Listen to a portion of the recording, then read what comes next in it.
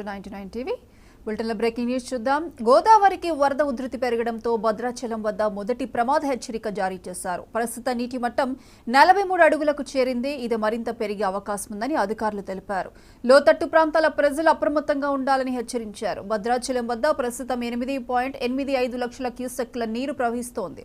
ప్రాణహిత, ఇంద్రావతి లాంటి ఉపనదులకు భారీ వరద వస్తుండటంతో గోదావరి నీటి మట్టం పెరుగుతుంది.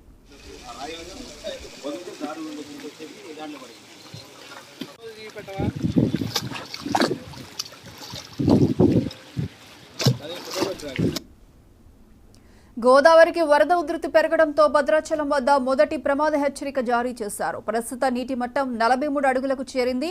ఇది మరింత పెరిగే అవకాశం ఉందని అధికారులు తెలిపారు. లోతట్టు ప్రాంతాల ప్రజలు అప్రమత్తంగా ఉండాలని హెచ్చరించారు. భద్రాచలం వద్ద ప్రస్తుతం 8.85 లక్షల క్యూసెక్ల నీరు ప్రవహిస్తోంది.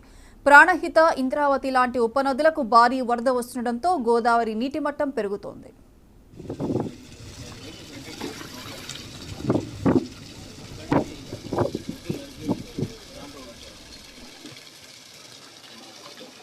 ఆ రాయి